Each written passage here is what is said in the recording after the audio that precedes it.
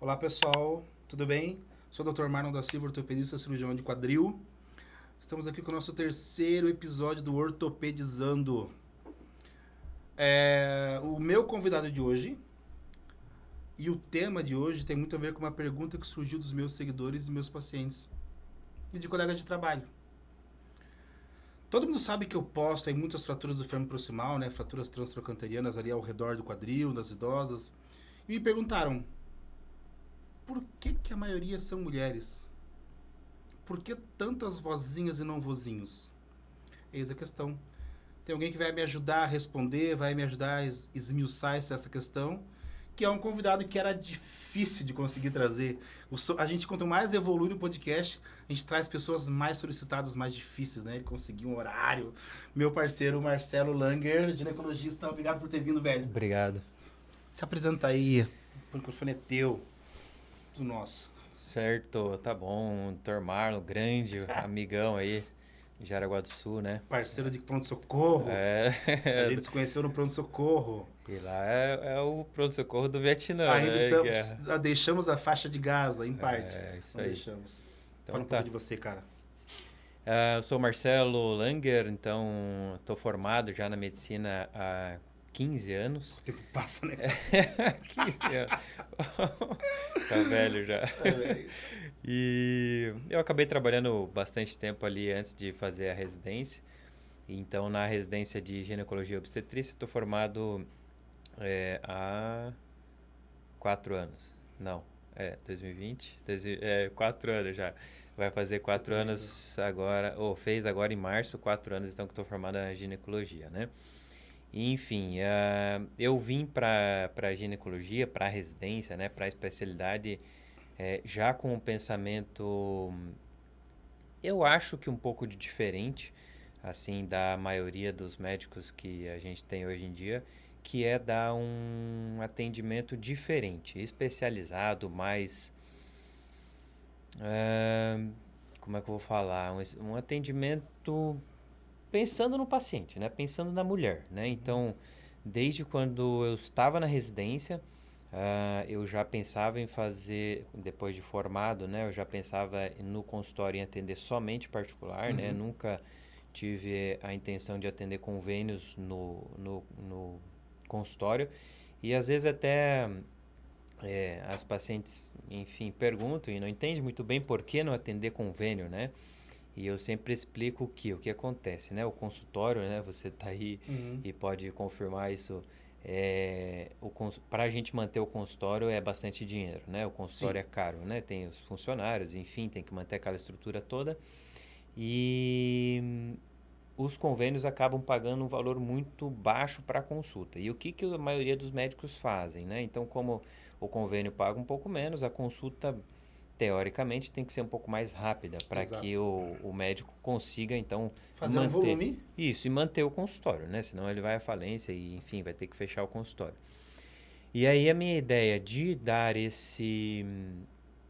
essa qualidade, né? Esse tempo especial para paciente e então não atender o convênio é isso, né? Porque eu desde quando me formei lá em 2020 só tendo então o particular com esse objetivo de poder ficar pelo menos 50 a 60 minutos no consultório, na consulta aí com a paciente, né? Para dar uma qualidade, enfim, Sim. para poder ouvir o que ela tem a dizer e fazer bastante perguntas e, enfim, Tem bastante conhecer resposta, poder isso, resolver com conhecer calma. bastante, né? Ela, porque assim eu posso ajudar ela muito mais do que às vezes numa consulta aí de 5 ou 10 minutos, né? Então isso eu acabo sempre falando, né, para as pacientes que não entendem, porque você não atende convênio, né? Mas tem uma coisa que é muito importante, né, em relação a isso. Você só atende particular, sim. Mas, por exemplo, os exames que eu peço lá para a paciente, ela Sim. pode levar para o Seu convênio e convênio fazer fazer. daí os exames, né, pelo convênio, que aí fica um pouco mais tranquilo. Mas é mais ou menos esse assim o meu objetivo lá no consultório e por isso que eu cheguei a só fazer o particular mesmo. Até porque pegando um gancho nisso, que não tem muito a ver com o nosso tema, mas é uma conversa entre médicos, enfim.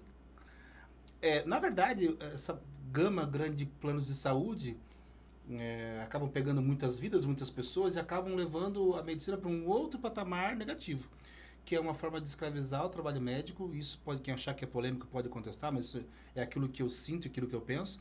Escravizar o trabalho médico e por conta disso sem se preocupar com a qualidade. Então eu acho que vai se sobressair no frigir dos ovos quem trouxer qualidade. Eu acho que o teu caminho está completamente certo.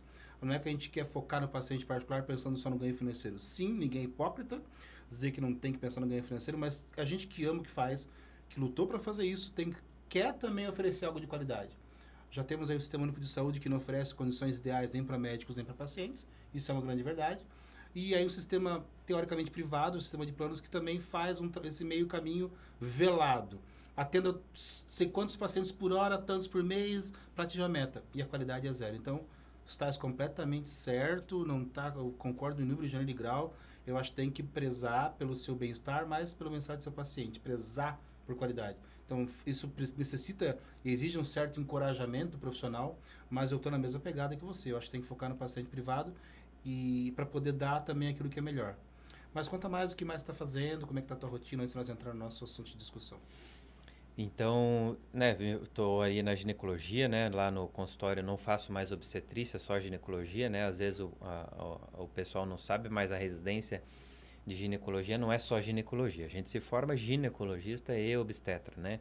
Eu fiz obstetrícia até março do ano passado, 2023, isso, mas aí parei, hoje só ginecologia mesmo, e no consultório, na verdade, desde o início eu sempre foquei mais na ginecologia e a obstetrícia eu deixava um pouco mais por plantão mesmo.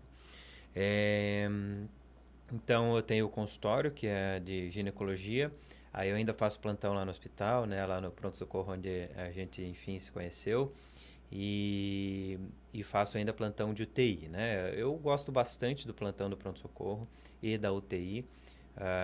Na verdade, o que eu gosto muito, né, o meu propósito de vida é ajudar as pessoas e, enfim, no consultório eu ajudo e no pronto-socorro eu também ajudo e na UTI também. Então, eu penso, né, hoje o que é o meu plano para o futuro, né? É claro, quando o meu consultório tiver um pouco mais cheio, a tendência é que eu vá diminuir meus plantões de UTI e de pronto-socorro, que aí são plantões de clínico ainda, né? Diminuir o horário deles, mas não penso em sair de lá, né? Porque eu gosto muito de fazer esses plantões, de estar lá ajudando aqueles pacientes. E algo que até acho que eu nunca falei no Instagram, mas que eu comento assim com vários amigos médicos, não lembro se já falei para você isso, acho que não, mas uma coisa que eu gostei muito do pronto-socorro agora foi a vinda dos estudantes, né, da Estácio de Medicina, que eles estão passando com a gente lá nos últimos anos da faculdade para aprender um pouquinho mais, enfim, se formar e trazer uma qualidade um pouco melhor para o atendimento deles, né, e melhorar a saúde como um todo, principalmente do SUS, né, que é quando o pessoal aí que se forma recém-formado geralmente Vai acaba cair no SUS, né? atendendo no SUS. Então isso me deu um pouco mais de ânimo para ficar lá no pronto-socorro, porque eu vi assim que realmente a formação médica está capengando um pouco, mas até tive uma surpresa da última turma que passou lá no pronto-socorro dos alunos, uma surpresa boa que a maior parte deles assim que passou eram muito bons, tanto em técnica quanto assim em conhecimento. E isso me deu um ânimo a mais, assim, e claro, uma vontade um pouco maior de ficar lá no pronto-socorro com esse gerando um objetivo. estímulo, né? Isso. Se gera um estímulo a estudar mais, a poder passar mais. De certa forma, direta ou indiretamente, você está interferindo na vida desses alunos, então, ou desses futuros profissionais, eu acho que faz sentido. Eu acho que faz sentido. Eu fiquei um bom tempo no pronto-socorro também, né? Não sei quem chegou primeiro lá, se foi eu, se foi você. Mas... Acho que foi você. Então, assim... mesmo sendo ortopedista, trabalhei durante um bom tempo, durante a residência de ortopedia, fiz emergência. Eu tenho uma história grande também, no somatório são 9 anos de emergência, de SAMU, fiz um pouco de UTI, fiz UTI sendo ortopedista, pasmem, na pandemia, tá? Mas eu sabia medicina, como eu sei até hoje, como o Marcelo também sabe. Mas eu tenho que abrir um parênteses aqui, porque é o ortopedista que mais sabe de clínica médica. Então, e ele sabe muito mais do que muito clínico, e eu agora, claro, como ortopedia absorve, é um mundo completamente além, mas assim, eu acho que é muito gratificante. A emergência é a hora que você consegue interferir positivamente na vida de alguém, você salva, né? A gente salva, a gente não faz muito vínculo, mas salva a pele do cara, né? Quando possível. Vamos entrar no tema do bate-papo, então? Vamos estar Bora. aqui divagando do nosso Bora. passado, né? É tão nostálgico Bora. isso. A fratura do fêmur proximal, que é uma das fraturas que eu mais opero ao longo da semana, ao longo do mês, a minha estatística, me perdoe, o Carlão, meu instrumentador, que sabe, que é a fratura mais prevalente. No último mês, se não me engano, foram 15 ou 18 idosos no montante total das cirurgias do último mês que passou. Houve um mês que eu fiz 32 fraturas do fêmur proximal em idosos. Eu estou usando o termo idosas. Por quê? Porque na sua esmagadora maioria são mulheres. Então o Rockwood fala lá que as fraturas transtrocanterianas, que são ali perto do quadril, ao redor do grande trocânter, são as fraturas mais prevalentes na especialidade do quadril. Sendo que o perfil epidemiológico da paciente é mulher, caucasiana, IMC baixo e menopausada. Por isso que eu trouxe um ginecologista obstetra para falar sobre isso. Não vou querer eu falar de fatores. E aí, por que tem a ver a menopausa com essas fraturas? Para começo de conversa, Marcelo, esse podcast ele é para divulgar informação, transmitir conhecimento. E às vezes a gente acaba sendo meio redundante, falando uma coisa que vocês já possam saber. E às vezes, não. Por definição, o que é menopausa? Então, isso, na verdade, é uma excelente pergunta, porque a maior parte das pessoas acaba confundindo o que é exatamente a menopausa, né? Então, a menopausa não é um período fixo. Por exemplo, tem um dia do mês que teve a minha menopausa. Não. A menopausa é um diagnóstico pregresso, né? Então, eu faço um diagnóstico olhando para trás da vida da paciente, né? Como é que eu faço isso? A paciente vem no consultório e ela relata para mim que ela está há 1 ano sem menstruação, né? Claro, dependendo da idade, né? A idade é mais ou menos a idade, entre aspas, normal, né? Para entrar na menopausa de 45 a 55 Pelo anos. livro lá, né? Isso. Então, nessa idade, entre essa idade dos 45 aos 55, ela chega no consultório e fala: doutor, eu estou 1 ano sem menstruação. Então, aquele período é o período que ela está na transição menopausal, né? Que é o período da menopausa. E depois desse 1 ano, depois de estar batido o martelo, que ela realmente entrou na menopausa, então ela está na pós-menopausa, né? Então, vamos dizer assim, é como se a menopausa fosse esse período de 1 ano sem menstruação. Claro que existe a menopausa precoce e tardia, né? Precoce abaixo de 45 anos, mas tudo isso a gente consegue confirmar ou não através de exames laboratoriais, hormonais, obviamente, né? Então, por exemplo, a paciente chega lá com 48 anos. Doutor, eu estou 1 ano sem menstruar. Eu faço o laboratório, né? Exame hormonal.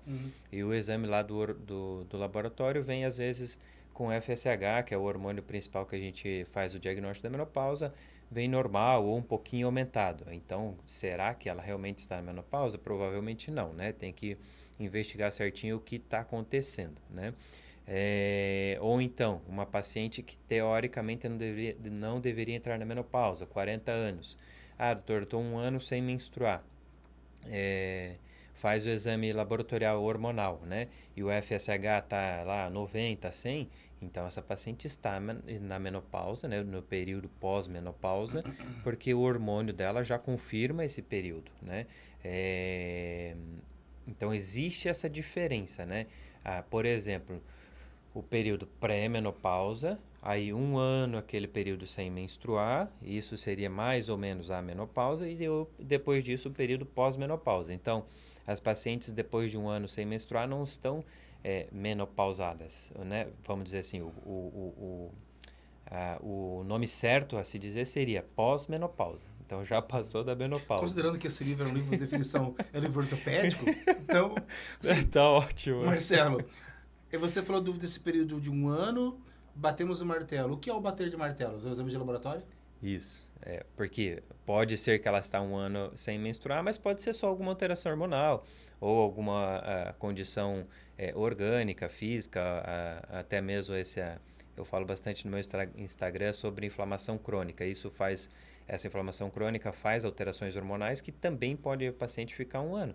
Tem paciente já que relatou com 28 anos que ela já ficou 8 meses, 9 meses, até 10 meses sem menstruar. E essa paciente aí poderia estar na menopausa? Não Dificilmente. estando grávida, poderia ser outro fator, né? Exatamente. Não menstruar, a Hipótese. primeira hipótese é a gravidez, né? É o Uhum. primeiro exame que a gente tem que fazer. Mas no caso dessa paciente, por exemplo, não era gravidez e não era menopausa, né? Como é que eu soube? Com o exame de laboratório, o exame hormonal, né? Fez o FSH e o FSH estava normal. Então ela tinha algumas alterações hormonais que fez ela não menstruar, mas não era menopausa e nem a gravidez. Então, sim, a menopausa, né? O período pós-menopausa, enfim, essa condição é diagnosticada definitivamente com o exame laboratorial. E ainda tem a condição, às vezes, por exemplo, a paciente, eu tenho 55 anos e já estou sem menstruar há 3 anos e comecei a menstruar de novo. Ué, como que é isso? Então, Então eu não estava na menopausa? O que aconteceu? contos engraçados de pronto-socorro pra ficar, né? Quando chegava alguns, e a gente considera um sangramento anormal, né? Onde não é esperado. Os dois fazendo plantão de emergência, né? Marcelo num canto do pronto-socorro e eu no outro canto do pronto-socorro. Ambos como clínicos, já sendo especialistas, tá? Chegava um sangramento anormal, o que, é que eu fazia? Corria pra ele. Então, assim, e aí? O que, é sangramento anormal no período que não era pra ter, que já tá há 3 anos, sabe? Isso era meu terror, continua sendo, né? E aí? O que pensa? E aí, então, aí os exames também vão dizer alguma coisa, mas, primeiro, né, a gente tem que garantir que essa paciente realmente esteja na menopausa, essa que sangrou no caso, né? Uhum. E se ela realmente está na menopausa e sangrou, aí é uma condição um pouco mais, assim, importante, né? Tem que acender uma luzinha amarela e abrir mão de outros exames, principalmente ultrassom, enfim, Pensar para até em tentar neoplasia. isso, para identificar o que está acontecendo, né? E aí, claro, a depender para onde que essa mulher vai, o ideal é entender o que tem dentro do útero e como é que faz isso. Ou curetagem ou esteroscopia, né? Que são procedimentos que vai lá dentro do útero e coleta o material para levar para o laboratório, enfim, entender qual é a causa real desse sangramento depois da pós-menopausa, né? No período pós-menopausa. Vamos lá. Minha vozinha, uma das tantas vozinhas ou familiares dela entraram na menopausa. O que, eu posso esperar de alteração? Não, não sei se só é, clínica laboratorial, né? O que, eu posso esperar nesse período entre a menopausa? E se no pós-menopausa surgem sintomas novos, diferentes, as coisas se sobrepõem? Já que a gente está estabelecendo tão corretamente, né? Está até acadêmica a definição. O que, a gente espera nesse período menopausa? E o que, a gente espera da mulher no pós-menopausa? Tem algumas coisas que... Tem várias coisas, né? Mas tem algumas coisas que são marcantes, que vão chamar atenção, que vão dizer, olha... O que acontece, sim, é muito variado de cada pessoa, né? Uhum, Então, tem mulher que tem muitos sintomas, uhum, tanto no período da menopausa, que é aquele 1 ano, tanto quanto no período pós-menopausa, né? uhum. Então, ou ainda outras mulheres, naquele período da menopausa, fica só sem menstruação, e claro, sendo no pós-menopausa também sem menstruação, mas sem nenhum outro sintoma, né? E quais são Hum, os sintomas aí da própria menopausa, exceto a ausência da menstruação, e do pós-menopausa? Sintomas clássicos, né? Como esses é um pouco mais fácil, a maioria das pessoas já conhece, né? Então, aqueles calorões que chama de fogacho, que a paciente fala geralmente começa no peito e sobe para a cabeça, uhum. fica quente assim, vermelho, e é algo que do mesmo jeito que vem do nada, vai embora do nada. Esse é um dos sintomas assim, o mais clássico, mas tem muitos outros sintomas que pode atrapalhar a vida da mulher nesse período, né? Que é o que? Tá tudo relacionado com a baixa hormonal que acontece na menopausa, principalmente relacionado ao estradiol, que é o hormônio principal da mulher. Mas também tem relação com a testosterona. Depois a gente esmiuça um pouco essa condição aí da testosterona. Mas em relação ao estradiol, principalmente o que acontece na mulher na menopausa e pós-menopausa, condições assim ginecológicas, né? Então ela pode ter um pouco mais da bexiga caída, ela vai achar que tem alguma coisa às vezes saindo lá pela vagina, Pode perder urina, se já não perdia antigamente, agora vai perder. E se perdia um pouco de urina, agora vai perder mais. E digo assim, perder involuntariamente, né? Sem ter vontade de Perde fazer. tônus muscular? Isso perde torno muscular, fica, vamos dizer assim, mais fraca, mas não só na região da vagina, né? Porque aí acontece uma alteração no corpo inteiro, né? Uhum. Porque o hormônio, enfim, ele não está só lá na vagina.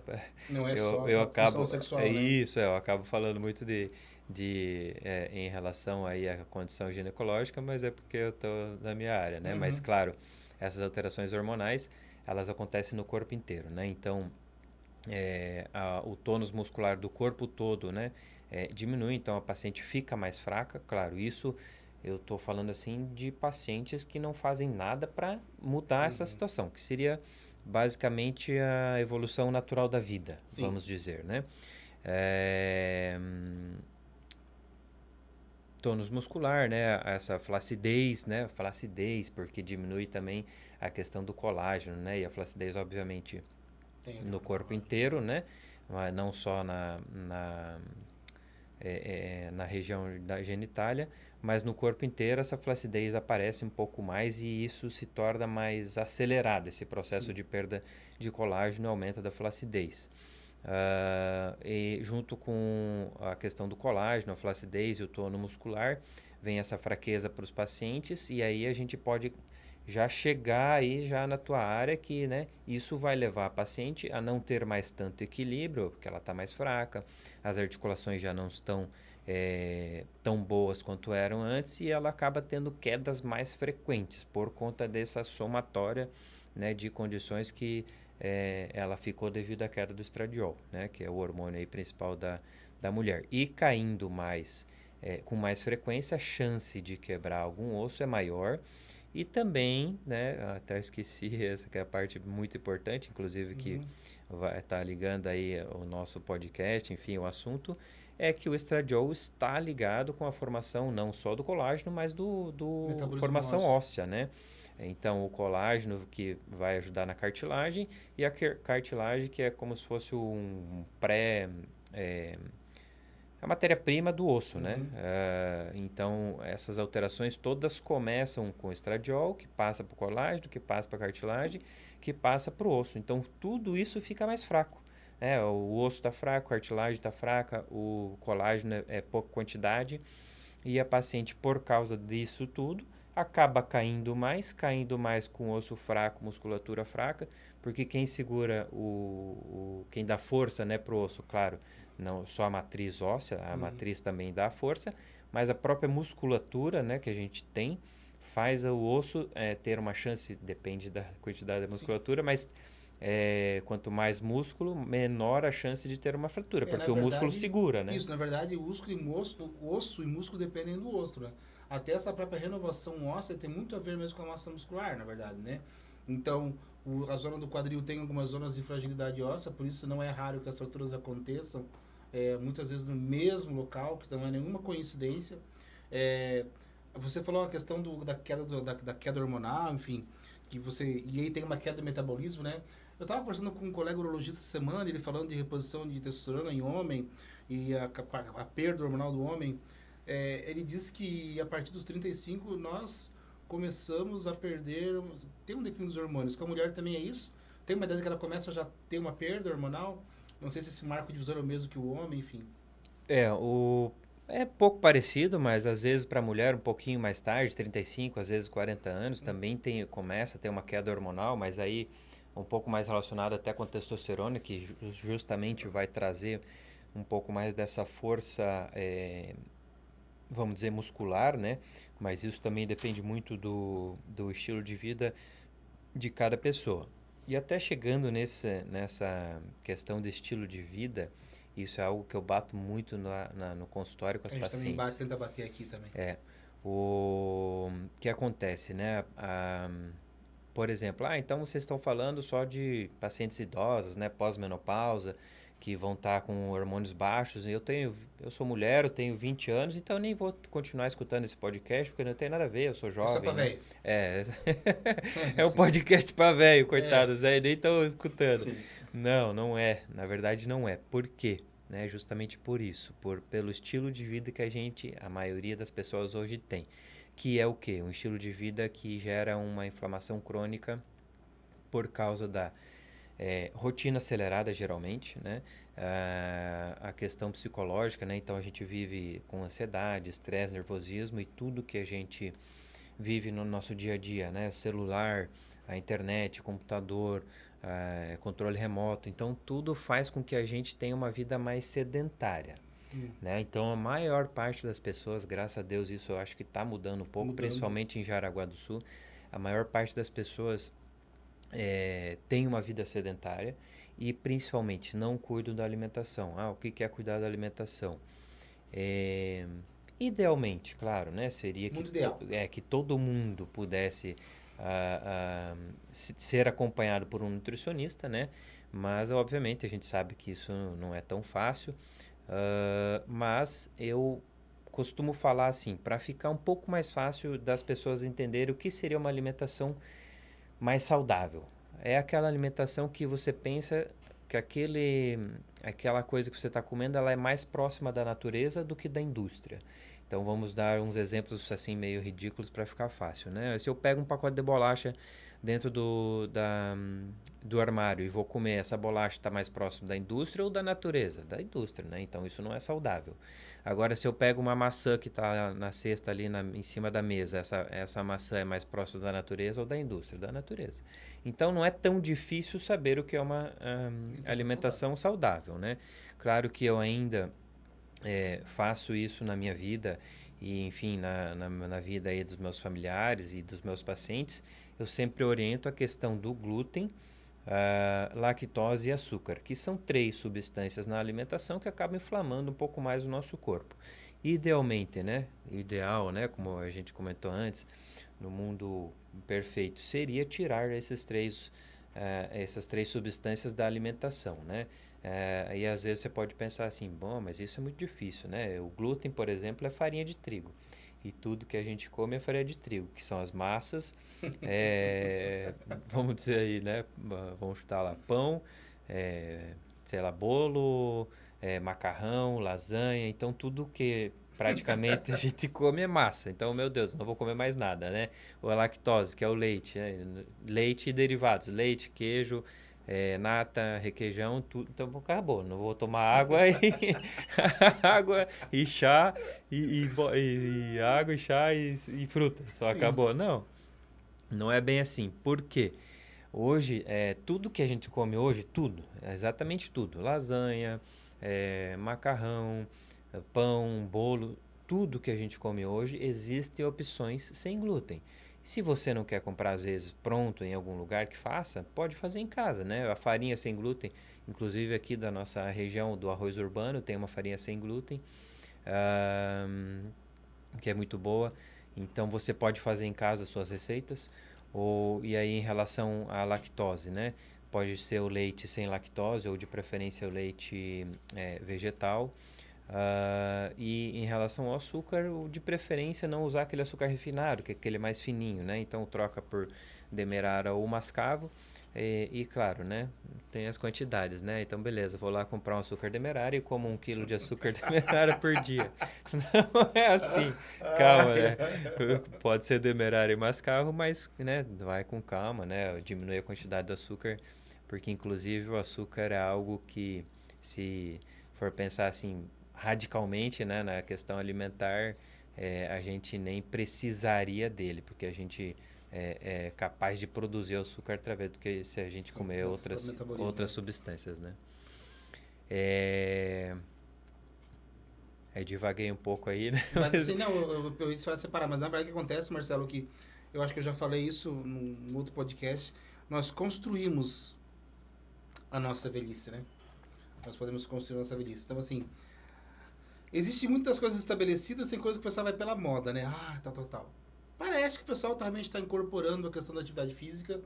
Por que eu falo assim, eu bato na atividade física? Porque assim, eu, como cirurgião, eu vejo o aspecto que está o músculo, tá? Então, assim, o meu todo dia, eu tenho que abrir quadril para ver, para fazer os procedimentos, para fazer uma prótese de quadril ou tratar uma fratura. Então, eu vejo a qualidade de músculo que essas pessoas chegam na minha cirurgia. Então, mas por que quebrou? Quebrou porque já não é um osso saudável. Quebrou porque a musculatura não estava saudável. Por que não tem equilíbrio? Claro, os idosos eles têm questões associadas, AVCs, e eles têm muitas doenças associadas. Então, na verdade, não é só a questão da saúde óssea que a gente tem que construir agora, que essa geração que talvez não queira ouvir porque está falando só de idoso, é nesse momento que tem que construir a tua massa muscular, que vai ser a tua reserva para você chegar aos 90 anos, como muitos pacientes chegam com 90 anos, quebram ou sofrem uma lesão, ou operam uma prótese de quadril e continuam seguindo a sua vida normal. Eu acho que essa relação de pessoas que está dentro da academia e do que está dentro do hospital é uma relação, né? A gente tem um percentual que está indo na academia, ou indo no Pilates, ou indo nadar, era muito pequena há uns anos atrás do que o pessoal que estava no hospital. Então, se essa relação de pessoas que fazem atividade física for igual ou maior de quem está lá no hospital tratando doença, talvez a gente consiga inverter o jogo. Talvez demore um século, dois. Mas assim, eu vejo que já falei isso no último podcast, a grande pílula da juventude não é a musculação, né? A física me corrigiu. É a atividade física. Somado àquilo que você vai comer. Eu creio friamente, não sou um exemplo perfeito disso, não somos, né? Mas assim, a gente acaba morrendo pelo que a gente come. Fato é que você começa a se alimentar bem e você sente uma diferença total no seu organismo. Então, assim, tudo que vai se fazer exige um pouco de abnegação, abrir mão de algumas coisas que a gente faz. Não tem como fugir disso, né? Não tem como ter só o bônus, tem que ter o ônus também. Mas eu acho que, assim, eu percebo que alguns idosos que chegam para mim... Tem idosos de 85 que superam idosos de 60. É impressionante. Então, isso determina pessoas que estiveram muito ligadas à natureza. Nós trabalhamos perto de uma região rural. E pessoas que tiveram uma vida ligada à natureza e, por vezes, consumindo o que está próximo da natureza. A gente sabe que tem muita banana, muita criação, muita salada, muitas coisas que as pessoas acabam produzindo ainda em 2024, né? Produzem o seu próprio alimento em algumas regiões que a gente mora perto. E são essas pessoas, que prova a tua teoria, né? São essas pessoas que chegam com uma certa qualidade de vida para corrigir algum agravo e a vida segue normal. Ou seja, 4 semanas estão perfeitos, já estão bem, estão se recuperando bem.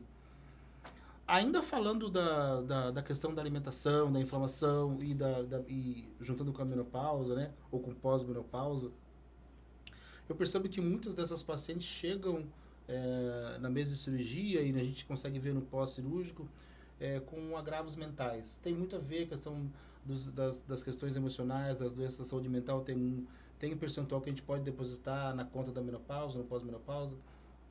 Sim, com certeza. E não só da menopausa e pós-menopausa, mas principalmente a demência, né, que é para os pacientes mais de idade, né?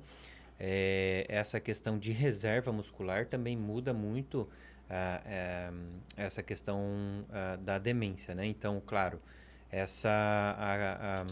a diminuição hormonal ali da pós-menopausa, tanto do estradiol quanto da testosterona, eles aceleram um pouco esse processo de demência, Alzheimer, essas questões neurológicas, mas a reserva muscular, que é essa questão que tu comentou ali antes, principalmente das pessoas mais jovens, também vai acelerar ou diminuir essa questão neurológica, né, da demência e do Alzheimer. Ou seja, quanto maior a reserva muscular de uma pessoa, menor a chance de ela ter essas alterações neurológicas, né? A demência, Alzheimer, essas coisas todas. Então, a reserva muscular é para qualquer pessoa, né? Independente se é jovem, meia idade, idoso. Eu tenho 60 anos, não adianta mais eu fazer academia ou não adianta mais eu fazer exercícios. Não, sempre vai adiantar. Porque tudo que tu fizer, independente da idade que tu fizer, se tu tá fazendo algum exercício que vai te dar uma reserva muscular, vai te dar mais músculo, essa reserva muscular que tu tá criando, mesmo que seja lá com 60 anos de idade, Sim. vai fazer você ter mais saúde. E não só para questão óssea, até vou extrapolar um pouquinho aqui a tua área. É claro que para a questão óssea vai ajudar muito, mas a reserva muscular te dá saúde para a vida, saúde para o corpo. Por exemplo, isso eu sempre falo no consultório também. Vamos dizer que tem 2 pacientes de 60 anos tiveram assim, uma vida mais ou menos parecida e hoje ainda tem uma vida mais ou menos parecida, e os dois pegam pneumonia. Um tem reserva muscular porque fez ou faz exercício físico, e o outro sem reserva muscular porque nunca fez ou não faz nenhum exercício físico.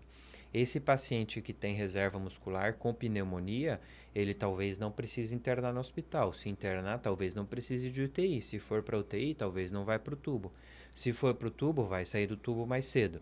O outro paciente, né, com a mesma doença, com a mesma idade, sem reserva muscular, possivelmente vai internar mais vezes no hospital, vai para UTI mais vezes. Para sair, se for entubado, para sair do tubo é difícil. Às vezes precisa fazer traqueostomia, então assim, a reserva muscular é uma questão de saúde, né? A gente tá falando muito aqui de mulheres, enfim, porque eu sou ginecologista, mas tu também, na tua cirurgia aí do quadril, atende muitas mulheres, mas às vezes, ou a maioria das vezes, as mulheres querem buscar academia ou buscar exercício físico devido à composição corporal. Ah, eu quero ter um corpo bonito. Só que essa não deveria ser a ideia principal. Só motivador, né? O motivador, né? O objetivo do exercício físico, da academia é justamente isso, é saúde. Chegar aos 100 anos de vida sem estar deitado na cama dependendo de alguém limpar sua bunda, né? Então, isso é reserva muscular, né? E se você, né, mulher ou enfim, né, quem está aqui ouvindo, homem, qualquer pessoa, está na academia ou está fazendo algum exercício físico, objetivando chegar aos 100 anos com saúde, ele vai fazer academia até 100 anos de vida, né? E qual é o problema de você fazer o exercício físico objetivando ter um corpo bonito? Porque a hora que você chegar no corpo bonito, você desiste. Porque aí você já atingiu o teu objetivo. E isso é uma questão assim, a pessoa pode estar ouvindo isso e falando assim, não, mas eu não sou assim e não vai acontecer isso comigo. Isso é neurológico, isso é psicológico, né? Existem estudos que mostram isso. Se você botou uma meta na sua mente e você chegou nessa meta, você não vai mais fazer, porque você já chegou lá. Você chegou na sua meta. Então você desiste. Você não precisa manter nada, né? Você já tô aqui, então esse trabalho eu já fiz, não preciso mais fazer. Só que aí a pessoa vai engordar, enfim, vai piorar a saúde de novo. Então o objetivo, né, certo para o exercício físico é esse, né? Vai pensar lá no futuro, é mais ou menos como a parte financeira, né? Os investimentos financeiros, enfim, não é objetivo também, mas é muito parecido. O objetivo da parte financeira da tua vida, ideal que você pense a longo prazo, né? Quem quer ganhar dinheiro a curto prazo, muito dinheiro a curto prazo, geralmente acaba entrando em alguma roubada aí e não ganha nada, né? E quem está pensando geralmente na parte financeira lá no futuro, né? 20, 10, 20, 30 anos, é aquele cara que vai conseguir ganhar muito dinheiro e vai ficar bem na vida, né? Eu tenho uma pergunta que tem muito a ver com o que você citou algumas coisas aí. E me lembrou de um caso de 2 semanas atrás no consultório. Você falou muito bem da parte hormonal da mulherada, você falou da testosterona. E esse caso é bem interessante. É uma mulher de 47 anos que malha há 20 anos e ainda hoje ela tem uma boa densidade muscular. A gente vê que ela até considerada uma mulher que tem boa definição muscular para a idade. Mas ela chegou no consultório com um processo inflamatório, um tendão do glúteo, enfim. E ela perguntou, meu músculo não cresce mais, eu quero ter glúteo, embora ela tivesse glúteo, eu quero ter mais glúteo e eu já estou entrando na menopausa. Eu acho que eu vou consultar o ginecologista ou endócrino para ver se eu preciso colocar alguns hormônios, quem sabe meu glúteo cresce, eu posso ter mais forças. E aí? Com base nesse caso, ela tinha a intenção de fazer um tratamento que não é a minha área e que também não vou me meter a fazer isso. O que tem de tecnologia para lidar com essa mulher que está na menopausa ou está já no pós-menopausa, para que ela passe por esse período? O que tem de novo? O que é de mais atual? Ou o que há de novo para lidar com esse período? Porque a medicina evolui muito, né, Marcelo? Então, assim, o que tem de novo? O que se usa atualmente? Daí já pode, de repente, você pode pegar e dar um gancho aí na testosterona, na evolução. Porque o pessoal, testosterona é coisa de homem. As pessoas vão saber que mulher também tem testosterona, numa quantidade, acredito, menor. Então, se você quiser falar sobre isso, sobre essa questão da testosterona na mulher e já emendar falando o que tem tecnologia para lidar com essas mulheres nesse período, minha oportunidade.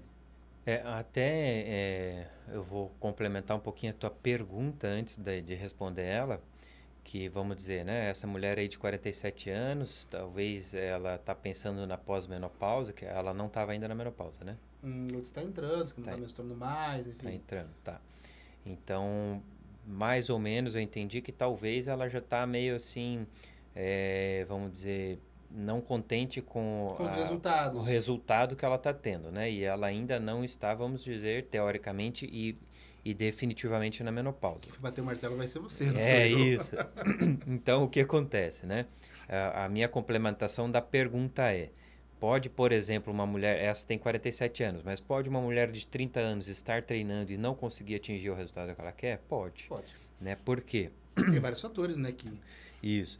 E os vários fatores. E, na verdade, os fatores em relação a resultados são iguais tanto para as mulheres mais jovens quanto para as mulheres de período transicional de menopausa quanto para pós-menopausa, né? Que é justamente condições hormonais, né?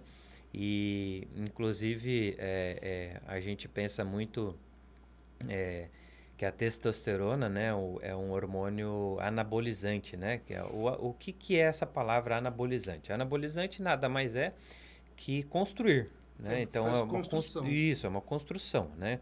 Então o anabolismo da testosterona é construir músculo, ajudar. Porém, o estradiol, né, o estrogênio, lá, o hormônio da mulher, ele também é um hormônio anabolizante. E outra situação, o estradiol, ele é feito a partir da testosterona. Claro que ele é feito também a partir de colesterol, mas da testosterona também. Como? Com a aromatase lá. Enfim, é uma enzima que tem no corpo que transforma a testosterona em estradiol, né? Isso na mulher. Então, a mulher tem estradiol e a testosterona. Claro que a testosterona da mulher é muito menor do que a do homem, mas também é muito importante para a vida dela, né? E o grande problema assim que acontece, né, e hoje ainda acontece, mas antigamente era um pouco mais, porque antigamente tinha menos estudos, é que essa questão de reposição hormonal, antes da menopausa principalmente, era muito uma condição assim underground, né? Não era em consultórios médicos, não tinha muitos estudos, era geralmente o pessoal de academia que fazia meio de orelhada, né? Então não tinha o acompanhamento mais assim juntamente com a saúde, com exames laboratoriais, essa questão toda, né? E hoje isso mudou bastante, né? Essa questão de reposição hormonal tem estudos já há mais de 70 anos, principalmente fora do Brasil, mas no Brasil também. Papão. Oi? Deixou de ser bicho-papão? Deixou. Porque na universidade, meu Deus, reposição hormonal dá câncer, da trombose. Tem gente que... Aí, assim, você vai ver duas correntes, que faz e que não faz. Foi o que eu aprendi na universidade de reposição hormonal. Me perdoem meus professores, vocês tentaram explicar, eu que não entendi, a culpa não é de vocês. Mas, assim, sempre tinha essa coisa, né? Não refaz, quer dizer, a chance da câncer e trombose é muito maior, e deixa assim, tem gente que faz e gente que não faz. Era o que eu aprendi. E esse negócio de câncer e trombose veio justamente por esse pessoal de antigamente que usava nas academias de orelhada. Uhum. E outro problema, esse pessoal comprava de lugares duvidosos. Ninguém sabia de onde que vinha aquilo. Então, às vezes, muitos deles, né, principalmente os caras muito grandes, usavam, às vezes, testosterona que usa em cavalo, né, que é doses assim absurdas. E isso, obviamente, né, doses suprafisiológicas, ou seja... Quanto mais a quantidade, mais efeito colateral. Isso, doses muito maiores do que o nível normal nosso. Né? Isso traz algum problema? Sim, isso sim. Mas qual que é o objetivo nosso do consultório de reposição hormonal? Sempre fazer reposição para doses fisiológicas. Doses fisiológicas é o quê? Devolver ao seu corpo aquilo que o teu corpo deveria estar produzindo e por algum motivo ele não está produzindo. E é isso que eu falei um pouco antes aqui no podcast, que tem a ver com a inflamação crônica, né? Então, a maior parte das pessoas hoje, devido ao ritmo de vida, anda inflamado cronicamente e essa inflamação faz com que tenha alterações hormonais e essas alterações hormonais, principalmente e basicamente estradiol, estrogênio e a testosterona mais baixo, isso pode fazer essa falta de resultado que foi a queixa da tua paciente ali de 47 anos e que pode ser a queixa de uma paciente ou, enfim, uma mulher de 30 anos que está fazendo academia e não consegue ver um benefício ali do exercício físico. Claro que eu sempre falo também no consultório, né? Tudo que a gente tem na vida é uma soma de fatores, né? É quase impossível de algum resultado que a gente tenha ser resultado de uma coisa só que a gente fez. Então, geralmente, tudo que a gente tem de resultado é uma soma de fatores. Tanto bom quanto Então, ruim, né? tanto bom quanto ruim. Vamos pensar nesse exemplo ali da uma mulher de 30 anos que não consegue ver os resultados na academia. Pode ser que o treino dela seja um treino fofo? Pode ser, né? Aí ela Pode ser que também... ela tá comendo pouco? Pode Ou ser tá que... comendo errado? Pouco, exato.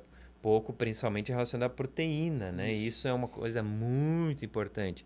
Se a gente for calcular a quantidade de proteína que a gente precisa no dia, é assim, umas quantidades absurdas e é difícil a gente conseguir essa Atingir essa quantidade meta. de proteína, principalmente sem suplementação. Só com a comida não alcança. Isso, suplementação de whey, né? Creatina, enfim, essas coisas todas. Sem isso, não atinge a quantidade de proteína. Então, óbvio, precisa ser estudado cada caso individualmente e entender, né? O que essa mulher tem aqui. Ah, ela está indo na academia, mas o treino tá fofo. Ou não, o treino tá bom, mas ela come pouco proteína.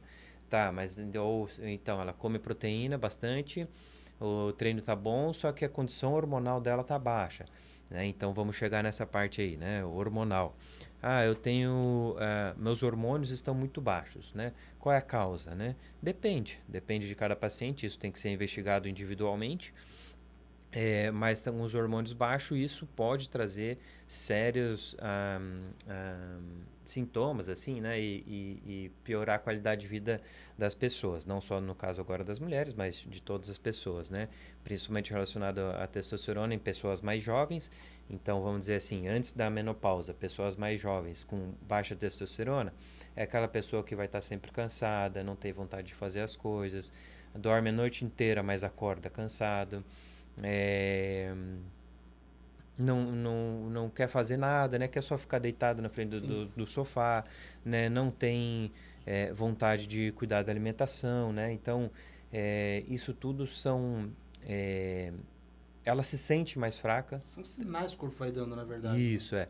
E o contrário é verdadeiro. Então, vamos dizer, uma pessoa com todos esses sintomas não dorme bem também, né? A questão do sono com baixa testosterona também não dorme bem, por isso que acaba acordando cansado.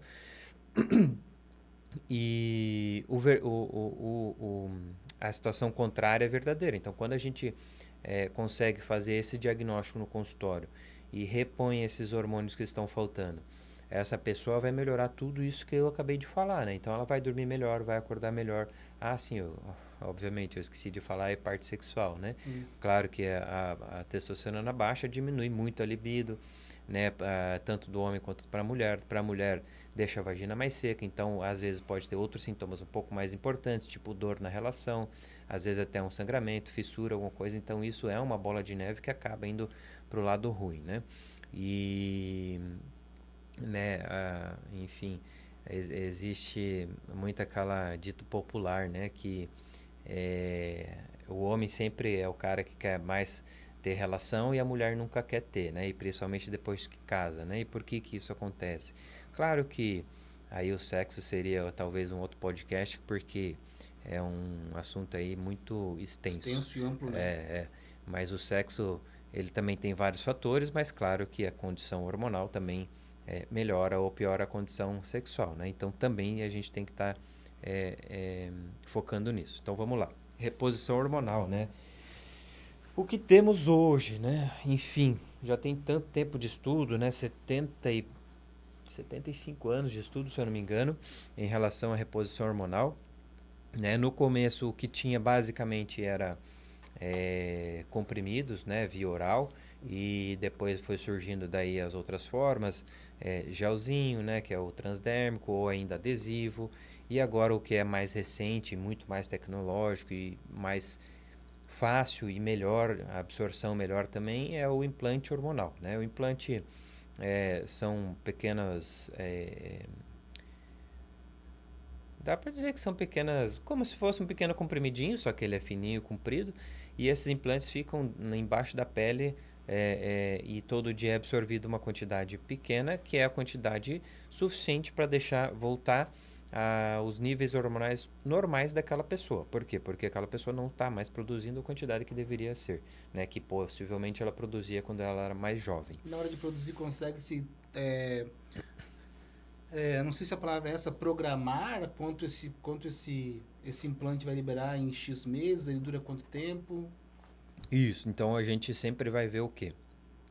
Principalmente sinais e sintomas de cada paciente, junto com esses sinais e sintomas.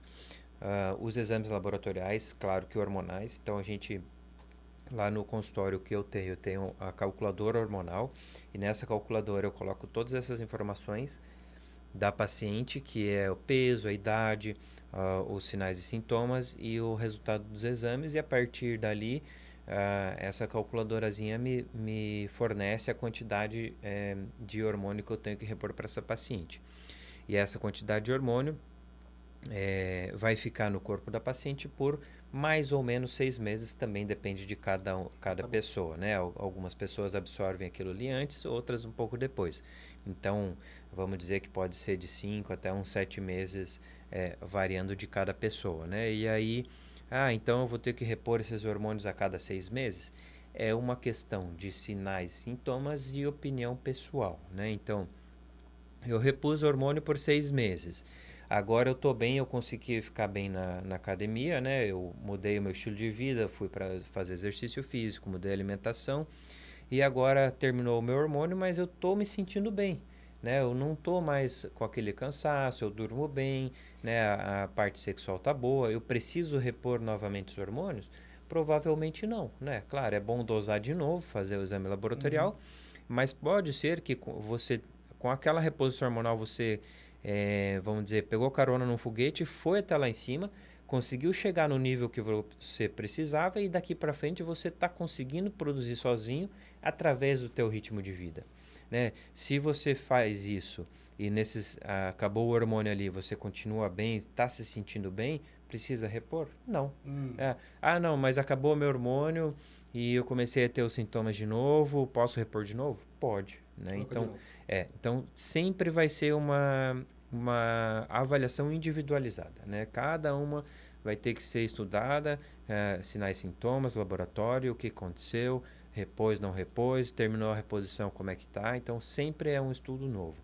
Por isso que, né, os estudos são muito contundentes em falar assim, que é muito seguro essa reposição hormonal, porque é muito bem acompanhado, né? Tem exames a cada 3 meses e a gente está sempre lá conversando, o paciente está sempre no consultório e isso é muito importante, ter essa proximidade com o paciente para sempre deixar ela com a saúde como um todo 100%, né? Eu tenho duas perguntas, mas a mais contundente que eu tenho vale dizer que eu não sou... Quem sou eu também, né? Mas eu não sou contra a reposição hormonal. Eu não acho que se existe a produção, existem estudos. Eu acho que existem estudos sérios. Até vi um no New England que fala muito bem da reposição de testosterona em homens. Muitos pacientes que eram tidos como depressivos, na verdade, eles tinham baixa testosterona. Então, eu tenho uma opinião formada sobre isso. Mas eu queria saber a tua opinião, que provavelmente tem mais traquejo disso do que eu. E por lidar com mulheres, ou enfim, talvez homens que façam reposição. Te preocupa a questão de estar banalizado e hoje escrachado, né? O uso de testosterona, oxandrolona, nananã, e tudo isso que tem. Eu sei que está na moda, ir pra academia, todo mundo quer postar o seu tá pago lá. Eu não sou contra, eu vou à academia também, eu entendo isso. Mas a ponto de vista médico, você não te preocupa essa viralização, essa banalização? Haja vista que eu vejo pessoas em idades que talvez não necessitariam de reposição. Como é que você lida com isso? Chegou para você algum caso que estava fazendo de forma indiscriminada? Você já teve que controlar efeito colateral de alguém? Isso te preocupa? E se você já teve casos que você, vou ter que dar uma arrumada na casa porque foi feito fora de hora, foi feito overdose em um momento que não precisava, enfim. Sim, isso aí realmente é uma questão muito importante. Para mim, na minha rotina, não tenho costume de ter muitos pacientes nesse sentido, porque isso geralmente acontece mais com os homens. Porque aí o cara vai pra academia e ele quer ter o shape, aí ele vai de orelhada atrás da testosterona dos outros, dos amigos e tal, e que não faz nenhum exame e acaba dando esses problemas todos aí. Isso é mais comum com o homem, mas sim, já tive paciente mulher lá no consultório com essa situação de uso indiscriminado e às vezes até uma dose um pouco maior do que deveria estar usando, e nesse sentido sim, daí tem que rever, porque o grande problema desse uso indiscriminado, que não tem acompanhamento médico, não faz exames, é que eles acabam usando doses muito grandes, e essa dose muito grande traz repercussões para o organismo, né? Então, a gente fala que bloqueia o eixo hormonal, né? Cérebro-gônada, cérebro-ovário ou testículo. Isso quer dizer o quê? Por exemplo, vamos assim falar em palavras um pouco mais fáceis. Então, ou o homem ou a mulher que está usando uma quantidade muito grande de reposição hormonal sem acompanhamento, é, o homem, no caso do homem, ele pode ficar sem espermatozoides, né, que a gente fala azoospermia, e se for jovem, enfim, não tem filhos, não consegue engravidar mais a parceira. E a mulher é um pouco parecido, claro que não vai ficar sem os óvulos, porque a mulher nasce já com todos os óvulos, 400 mil ovos mais ou menos, que nasce, todas elas já nascem com esses óvulos, Com a né? sua quantidade. Com essa quantidade. Mas ela também, se ela estiver usando uma dose muito alta, também não vai conseguir engravidar, porque ela não vai ovular, né? Essa dose absurda aí. E claro, daí para a mulher tem algumas alterações a mais, essa é mais famosa, né? A alteração da voz, né? Então a mulher fica com a voz um pouco mais grossa. E na verdade essas duas alterações que eu vou falar agora, que é a voz e a próxima, são alterações teoricamente irreversíveis, né? Então a voz é irreversível, depois que mudou não volta mais. Irreversível. Irreversível. E a outra alteração que teoricamente é irreversível aumento do clitóris, né? Então elas acabam ficando com um clitóris muito grande e, claro, isso depende muito de cada paciente. Tem umas que não gostam, que incomoda muito, e daí uma das opções para melhorar a questão do clitóris é a cirurgia, né? Então dá para fazer cirurgia para diminuir o clitóris, isso ajuda nessa parte, mas aí em questão da voz não tem o que fazer, é uma mudança irreversível, vai ficar com a voz daquele jeito para sempre. Então, muito cuidado, né? Eu acho que hoje tem. Talvez eu tenha um pouco de viés, porque, enfim, eu sigo muito esse pessoal, né? Os médicos, enfim, que usam e tratam os pacientes com reposição hormonal. Então, eu vejo muito médico falando sobre isso. Então, eu tenho um pouco de viés nesse pensamento. Mas eu acho que hoje tem muito mais profissionais acompanhando esse tipo de paciente. Isso, obviamente, é uma condição muito boa. Mas, claro, né, como tu disse, é algo muito preocupante, porque realmente é muito mais fácil o cara ir ali na academia, perguntar para o amigo o que faz, como é que faz, e acaba fazendo em vez de consultar com o médico e fazer a coisa certa, né? Então, como é mais fácil, é o que o povo acaba infelizmente fazendo. Mas até antes, bem no comecinho ali, tu tinha dito uma coisa que me lembrou algo que eu gosto muito de falar, que na verdade são duas coisas. Que a gente, essa questão do difícil e do fácil, né? Eu não vou fazer, por exemplo, eu não vou consultar com o médico porque é um pouco mais difícil, tem que marcar horário, enfim, tem que pagar as consultas, pagar, né, o implante, obviamente que ele é mais caro do que esse remédio de orelhada aí, porque, né, a gente não sabe nem a fonte e como foi feito esses remédios Sim. que eles usam. Então, teoricamente, é mais fácil fazer dessa forma, mas o difícil, a gente precisa fazer o difícil, né? O que acontece quando você passa pelo difícil? Você cresce. Mas por que isso, né? Basta pensar assim, né? Você já viu alguma pessoa que venceu sem lutar, né? Numa luta, quem vence? Aquele que lutou. Se o cara não lutou, ele vence? Não vence, né? Tem no esporte, né? Algum cara que foi o campeão lá da maratona, que ele não treinou nada e foi campeão? Não. Ele teve que fazer a parte difícil, treinar, né? Pegar forte e tal, não sei o que lá. Então, as coisas que a gente faz na vida que são difíceis costuma fazer a gente evoluir, né? E subir, ter um patamar a mais na evolução. E outra coisa que eu falo, que eu gosto de falar muito, é que tem a ver com ser criança e ser adulto, né? Às vezes você pode não gostar da academia, pode não gostar de comer saudável, pode não gostar disso ou daquilo. Mas o que é importante é fazer. Faça mesmo sem gostar, porque as crianças fazem o que gostam, os adultos fazem o que deve ser feito. Tem que ser feito assim. Então, é importante você fazer, né? Mesmo não gostando. Essa questão da questão de estar indiscriminado e estar... Os recursos hormonais estão assim...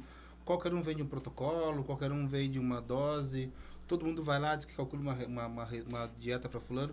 Eu não sou nada contra, assim, mas eu acho que assim, cada um escolhe os caminhos que quer consumir. E nenhum recurso medicamentoso vai fazer você ficar enorme, tá?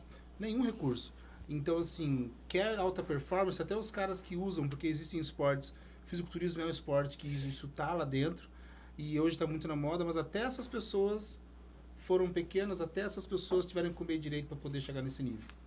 Eu tenho uma última pergunta, que é um caso dessa semana, de 2 semanas atrás. 89 anos, foi se locomover dentro de casa, tava batendo boca com a família, e depois do bate-boca com a família, correu até a casa do namorado. Voltar, 89 anos, discutiu com a família, tava de saco cheio, correu até a casa do namorado. Por que eu perguntei isso? A gente falou um monte de menopausa, pós-menopausa, ou seja, idoso tem sexualidade, não tem? Aposto que a maioria das pessoas deve imaginar que o seu bisavô, que o seu avô... Então, sim, 89 anos, correu até a casa do namorado, caiu e quebrou o quadril. Ou seja, idoso também namora, idoso também transa, não é não? Quer falar um pouquinho disso? A gente falou tanto de hormônio, tanto de coisa aqui das idosas. E ela foi até a casa do namorado, quebrou o quadril correndo para a casa do namorado com 89 anos. Que ótimo, que ótimo. Tá bem, né, Marcelo? Não, tá certo. Ela tá muito bem, cara. Isso é muito bom, cara. Quando tem os pacientes nesse sentido no consultório, eu acho muito legal. E realmente, né, enfim, aqui no Brasil, né, não sei muito bem como é que é lá fora, mas a questão sexual ainda é um grande tabu, principalmente para as mulheres, né? A gente ainda tem uma cultura, apesar de ter melhorado, mas ainda temos uma cultura muito machista. E então isso traz muitas dificuldades para as mulheres. E não só para as mulheres jovens, mas isso acaba piorando na parte do idoso, né? Então é como tu falou. A família geralmente não pensa assim, o meu vozinho lá transa. Sim, a filha... E poxa vida, é a coisa mais natural da vida, Sim, né? é o que faz vir novas vidas, né? Exatamente, é fisiológico, né? Claro que, né, é muito difícil, principalmente para a mulher idosa que não faz reposição hormonal, ter uma vida sexual ativa, apesar de que tem umas que conseguem, mas isso depende muito daí do estilo de vida. Porque a menopausa, até foi uma das coisas que eu esqueci de falar antes, a baixa hormonal, tanto do estradiol quanto da testosterona, faz o quê? Atrofia vaginal. Isso significa o quê? A vagina, a pele, né, a mucosa de dentro ali da vagina, ela vai ficando atrofiada. Como que é a pele da mucosa da vagina? Ela é uma pele assim, úmida e muito elástica, né? Então... a vagina tem 8 centímetros só, né? E vamos falar aí de pênis, né? A média do pênis brasileiro é de 15 centímetros. Mas como é que tem relação, então, se tem a vagina tem 8 e o pênis da média é 15, né? É por isso, porque a vagina é elástica. Então, principalmente na hora da relação sexual, aumenta muito a circulação ali na região vaginal. E esse aumento da circulação faz com que essa pele seja muito elástica. E aquelas condições todas que a gente conversou antes, diminuição do colágeno, que é tudo resultado da menopausa, né? Que é da diminuição do estradiol e da testosterona. E isso aí traz diminuição de colágeno, que traz essa atrofia vaginal que deixa essa pele da vagina mais dura, seca e não elástica. E aí traz desconforto, acredito. Desconforto, dor, e tem mulher que não consegue transar, não tem relação mais depois, no período pós-menopausa, sem reposição, porque às vezes a atrofia vaginal é tão grande que praticamente fecha o canal vaginal. Então não consegue ter penetração. Quase fecha. Não consegue ter penetração. Inclusive, lá no pronto-socorro, a gente, claro, atende muitas idosas, né, com variadas doenças, e muitas delas precisam passar sonda vesical, né, que é aquela sondinha que vai dentro da bexiga para tirar o xixi. E às vezes a atrofia vaginal é tão grande que esse canal da urina está tão lá para trás, tão muito para trás assim, que as enfermeiras às vezes não conseguem achar. Porque está muito difícil, o canal está muito fechado, está tudo muito para trás, muito seco, muito duro. E isso, assim, piora absurdamente a qualidade de vida das mulheres idosas que não fazem reposição. Então, até essa conversa nossa aqui eu acho muito interessante aí para a população entender que a reposição hormonal, né, para a mulher, né, enfim, para o homem que queira fazer e precisa devido a sintomas e laboratório, é extremamente importante e traz muita qualidade de vida, né? Não só para a questão sexual, mas para isso que a gente está falando em relação à gineco e à ortopedia, que é a fratura de fêmur. Então, por exemplo, essa idosa na menopausa ou na pós-menopausa, ou até mesmo antes, se for preciso repor hormônio, vai melhorar e diminuir essa estatística tua de operar muita mulher idosa com fratura de fêmur? Sim, né? Porque vai trazer mais saúde para ela, vai melhorar a condição muscular, condição óssea, né? Porque melhora o metabolismo e deixa essa paciente, na verdade, com uma condição como se ela fosse mais jovem, né? Então, obviamente, a gente não está parando o envelhecimento, não é esse o objetivo, né? Mas é trazer qualidade de vida para o paciente idoso, desse período, né? Eu acho que é isso. Marcelo, fala um pouquinho do teu. Marcelo faz algumas coisas a nível de consultório e tem lidado muito bem, né, com a saúde feminina, vem fazendo um trabalho legal. Tem até uns termos que eu não sei como é que fala aí, mas, né? Fala um pouquinho do teu trabalho lá, como é que é cosmetologia? Ah, sim. Eu faço bastante ali no consultório ginecocosmetologia. Olha, né? Eu vejo que é um nome fácil de falar, né? Bem fácil. Conhecido popularmente como estética vaginal, né? Eu faço isso principalmente com o laser. O laser também é uma tecnologia muito nova nessa área, e eu gosto muito de falar que as mulheres gostam muito do dermatologista, né? Porque elas querem fazer botox, quer melhorar a ruga, melhorar isso, melhorar aquilo, tudo no rosto. Mas a mesma coisa que acontece no rosto acontece na genitália, né? Então, eu trabalho nesse sentido. E também, tudo aquilo que elas fazem no rosto é possível fazer na vulva, na vagina, na região genital, pensando não só na estética, mas a estética ginecológica para aquelas mulheres que têm essa questão, por exemplo, vamos falar assim de pequenos lábios, né? Os lábios internos que são grandes, né? Tem paciente que tem um lábio interno que é muito grande e isso incomoda ela. Tem paciente que tem o lábio interno grande e isso não incomoda. Então, para essa que não incomoda, não tem problema nenhum. Mas para paciente que tem o lábio interno muito grande e isso incomoda ela, operar esse lábio interno traz uma mudança de vida absurda, porque muda muito a autoestima. Para você ter uma ideia, eu vou dar um exemplo. Ali no meu Instagram tem assim, mulheres que me seguem de todo lugar do país, né? Eu tinha uma seguidora lá do Nordeste, e ela até queria vir para cá para consultar, enfim, para operar comigo, mas ela não conseguiu devido à condição financeira, né? Mas ela me relatou que ela tinha um filhinho de 2 anos, se eu não me engano.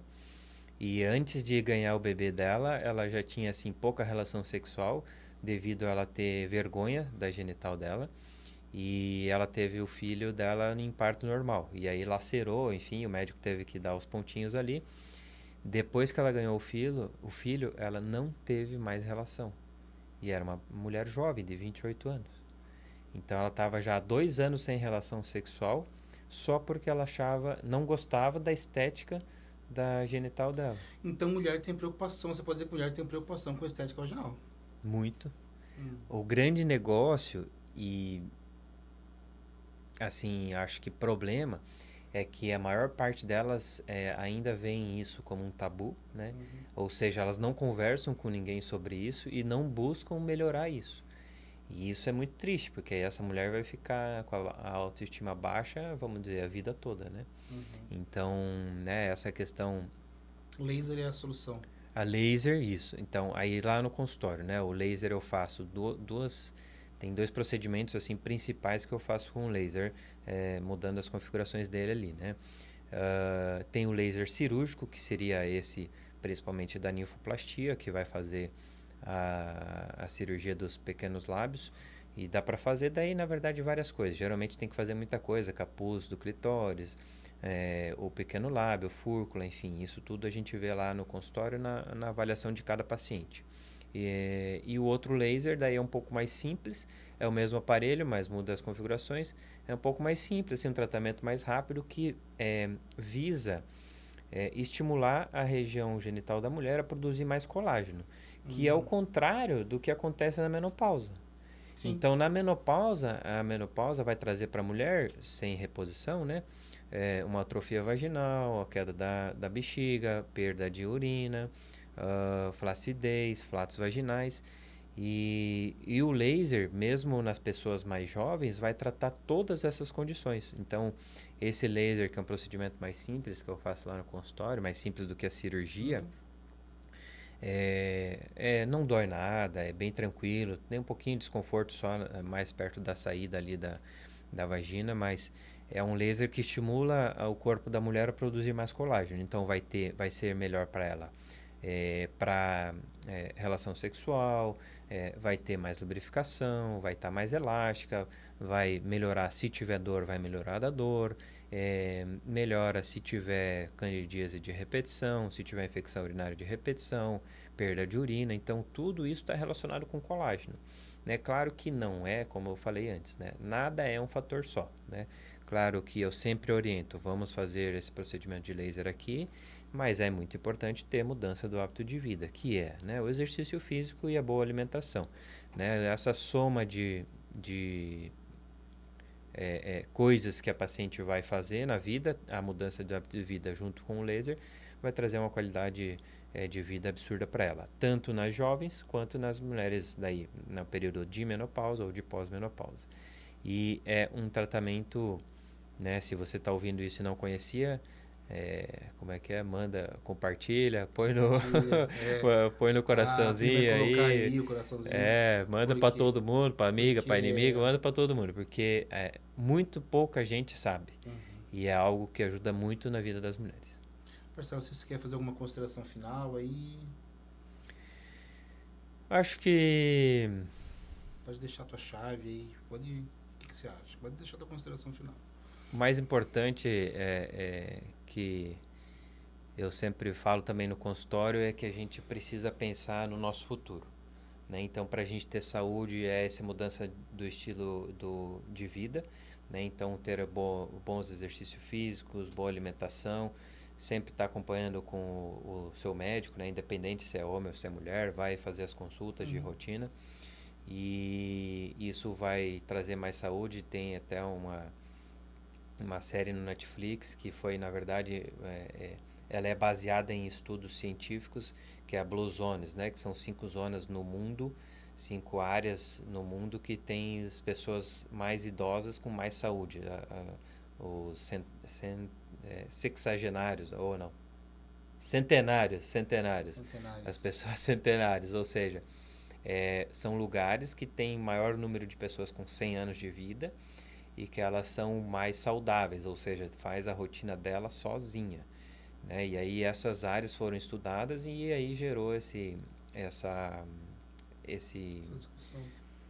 do Netflix lá, a série do Netflix, isso, que é Blue Zones em inglês, em português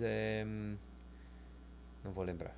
Mas se colocar Blue Zones na Netflix ou no Google, já consegue achar, é bem interessante de assistir isso. é bem legal assim para a gente refletir um pouco, né? E em relação aí, né, às minhas redes aí, né, todo mundo que quiser seguir lá é DR Marcelo Langer, eu acho que vai estar aí na descrição Alguém vai também, marcar né? aí. Ainda não tem YouTube, mas aliás até tem, mas não tem nenhum vídeo lá. Eu preciso começar a postar lá também, mas enfim. Então tem o Instagram principalmente, que é o que eu mais mexo, e o Facebook, né? Então lá eu falo bastante dessa rotina minha do dia a dia, que é uma rotina de busca anti-inflamatória e que é o que eu sempre oriento também para as pacientes. Enfim, eu consegui fazer isso na minha vida e foi uma mudança muito boa, me trouxe muito mais saúde, muito mais disposição. Hoje eu faço uma porrada de coisa, assim, vamos dizer, uma rotina bastante acelerada. E consigo fazer essa rotina devido a essa saúde que eu tenho, né? Senão não tinha Que buscou condições, isso. não tinha condições, né? Acho que é isso. Eu não posso me furtar de te agradecer por ter disponibilizado o tempo à noite, né? Um dia de semana e que a gente tem a semana pela frente ainda. Acho que a gente vai se ver amanhã no plantão, né? Sim, A gente vai se ver no hospital amanhã. Muito obrigado. Eu sei que demorou para vir, né? Pessoas importantes demoram, né? Difíceis e tal. deu boa. Mas é meu parceiro de trabalho, então eu fico muito grato pelo esclarecimento. Meus seguidores vão se beneficiar muito. As mulheres seguidores de suas familiares com certeza vão se beneficiar muito. Por favor, não pergunte de ginecologia, que eu não sei nada, só sei colocar placa e parafuso. Tô brincando, tá? Obrigado mesmo. Ortopedizando é isso. É um podcast com a visão de transmitir conhecimento, dividir conhecimento, ok? Queria agradecer muito, muito, muito a Clinicou pelo espaço, pelo suporte, de novo pela disponibilidade de gravar esse terceiro episódio. E a Onda Marketing Digital, que está comigo o tempo todo fazendo esse trabalho maravilhoso. Certo, gente? Foi um prazer. Até a próxima. Ortopedizando.